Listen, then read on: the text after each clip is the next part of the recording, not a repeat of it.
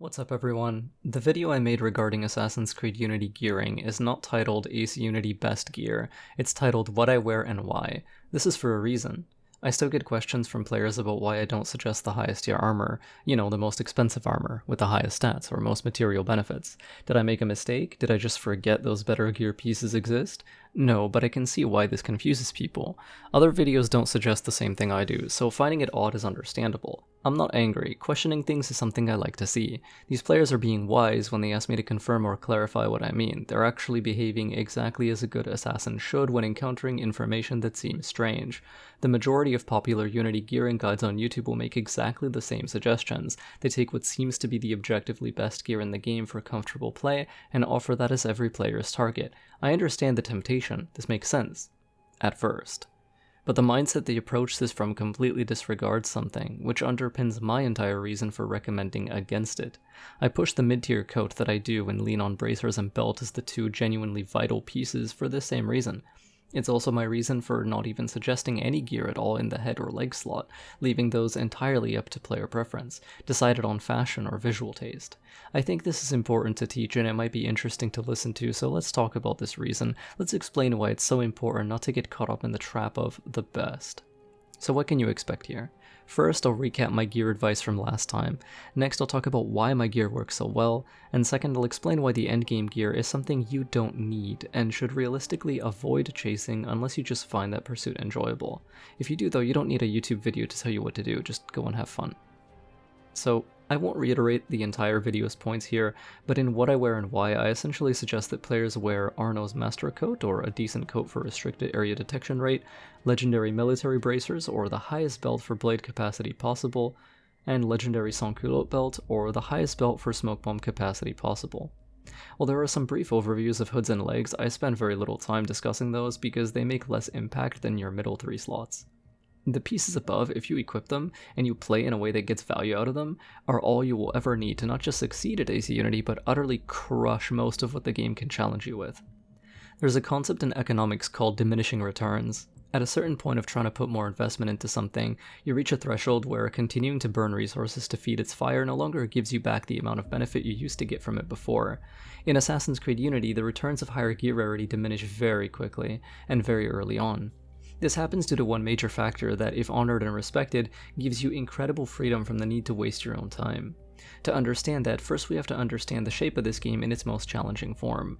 What does Unity Endgame even look like, beyond just the hardest 3 missions? So, a long time ago, I was once taunted by those undeserving of my shadowy cunning, that the only reason I critiqued Unity in the ways I did was because I was bad at it. Today, hearing this is probably hilarious to you, and it should be because it's just stupid, but at the time it gave me pause. It really made me reflect on myself as a person and as a player, and wonder what the most efficient way to silence that opinion would be. So the obvious answer I came to would be weakening myself statistically as much as possible, while still finishing the game anyway, by taking advantage of its base mechanics well enough to overcome any situation, proving that, I was pretty decent at it. This would let me play in an interesting way, using the upper limit of everything at my disposal inside the bounds of a completely unupgraded level 0 Arno. It was, of course, possible, and shockingly not as difficult as you might want to believe. What I discovered through finishing my no upgrades runs is that Unity is, barring its instability and lack of polish, a pretty easy game provided you play it correctly. In other words, Unity is very solvable, and here's where we get to why gear progression diminishes in value so quickly. The level of gearing you need in order to solve Unity and become essentially unstoppable caps out very early. When I was playing no upgrades, before I started it, I would ask myself, what would I actually need to have in order to never feel threatened again? The answers were just 2 things. 1, something to limit detection rates so I could adapt to unexpected sightlines from guards standing somewhere I didn't see or predict, because, this game doesn't have something like reflex mode from MGS5, for example. Or 2, as many stealthy, guard-disabling ranged verbs as I could feasibly put in my pockets at any given time. Now the second of these was easier to justify. That's because gear is an ambiguous and gradiated system, and Unity doesn't offer granular in-game stats to the player. It doesn't surface those to you, unlike more serious RPGs that let you, understand your build and your character more exactly. Contrasted against that, let's look at items. The power of items like smoke bombs, phantom blades, and berserk blades is very binary. They take effect or they don't. A guard can either do actions or is stunned. A guard is either alive or he's dead. Because of this, these tools bypass the scary ambiguity and gradation that players buy expensive gear to fearfully run away from. They spend that money trying to give themselves more wiggle room, more detection time so they don't get caught, more health so they don't die in so few hits. Well, with good item use and understanding stuff like the God combo, we don't just give ourselves more wiggle room, we give ourselves all the wiggle room. All of it. Listen to me. I know you. I know why you're here. I know why you're on this channel and not on LeoK Paladin or LeoK Mage or LeoK Cleric. None of those exist, by the way. Here's the truth.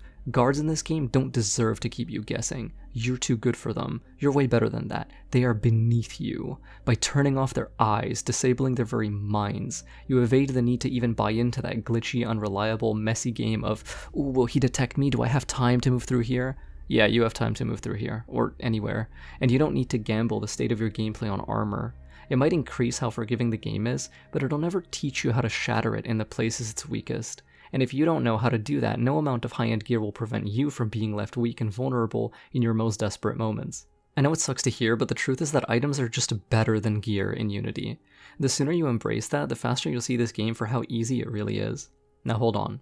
The no upgrades run already proves this, but there are moments where it's very easy to get caught off guard, to make a minor error, and not have the time to get value out of these items. You still have to be pretty good. That's why we need some medium level of detection delay, at least a little bit. Now the best coats that delay detection are expensive, except a lot of that expense comes from their superfluous nature.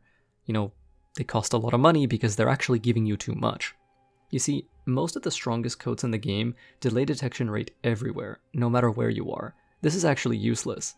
There is a much more important stat in Unity: restricted area detection rate. Almost every mission or stealth encounter that features guards happens in restricted areas. You only need to care about how quickly you get detected in those places, and can comfortably ignore how fast guards detect you everywhere else. There is a coat that isn't too hard to unlock and doesn't even cost any money: Arno's Master Coat. To unlock it, you have to beat the co-op mission Political Persecution, either once, twice, or 3 times depending on how unlucky you get. That's because the mission can drop 3 items at the end, but you never get duplicates, so you'll get the code eventually. You can solo this mission by hitting play in private. You don't even need to have any kind of online subscription if you're on consoles.